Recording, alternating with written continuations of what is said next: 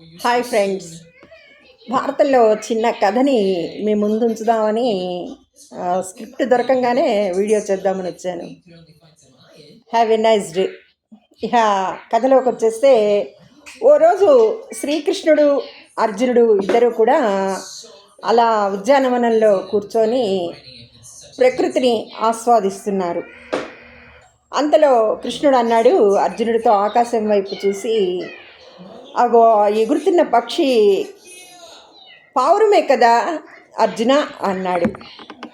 అప్పుడు అర్జునుడు, అవును కృష్ణ, అది పావురమే అన్నాడు.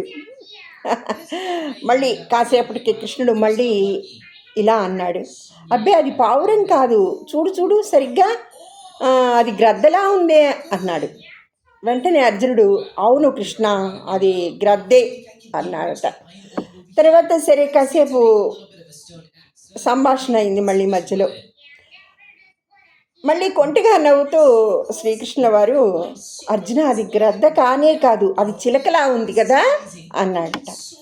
అప్పుడు అర్జునుడు అలా సారించే చూసి, అవును అది చిలకే కృష్ణ అన్నాడట.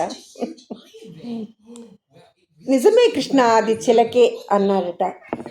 సరే, చివరిసారిగా మరోసారి అర్జున్ని పరీక్షిద్దామని,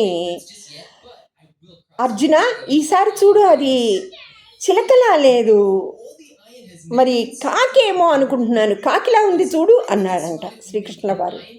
వెంటనే అర్జునుడు ఆకాశం వైపు సారించి చూసి, అవును అది కాకే అర్జున, కాకే కృష్ణ అన్నారట అర్జునుడు. ఇదంతా వినడానికి హాస్యాస్పదంగా ఉన్న ఇందులో ఉన్న నీతి ఏంటో కథలో చివరికి వచ్చేసరికి తెలిసింది. చాలా బాగుంది అనిపించింది నాకు కూడా, అందుకే మీ ముందుంచాను. భగవంతుని విశ్వసించిన వాడు ఎలా నమ్ముతాడు అనే దానికి ఈ కథ బాగా నప్పుతుంది. ఇంతలోకి కృష్ణుడు కోపంగా చూసి అర్జునుడి వైపు, నీకు అసలు బుద్ధి ఉందా? నేనేదంటే అదంటావా? అసలు అదేంటో నువ్వు చెప్పలేవా కరెక్ట్గా అని కోప్పడ్డారట కృష్ణుల వారు. అప్పుడు నేను ఏదంటే అది వంత పాడుతున్నావు అర్జున, నువ్వు అసలు నీకంటూ ఒక అభిప్రాయం లేదా అని అరిచారట శ్రీకృష్ణుల వారు అర్జునుడిని. అప్పుడు వెంటనే ఆయన నమస్కారం చేస్తూ, ఓ సర్వాంతర్యామి, నేను నిన్నే నమ్ముకుని బ్రతుకుతున్నాను, నువ్వు ఏదంటే అదే నాకు. మీరు పావురం కదా అన్నారు, నేను కూడా పావురమనే అన్నాను. కాదు అంటే దాన్ని పావురంగా మార్చే శక్తి మీకు ఉంది. నాకు అన్నీ మీ మీదే, మీ మాట మీదే నాకు వేదం, మీ మాటే వేదవాక్కు కృష్ణ అని నమస్కారం చేశారట, రెండు చేతులు జోడించి. ఆ నమ్మకమే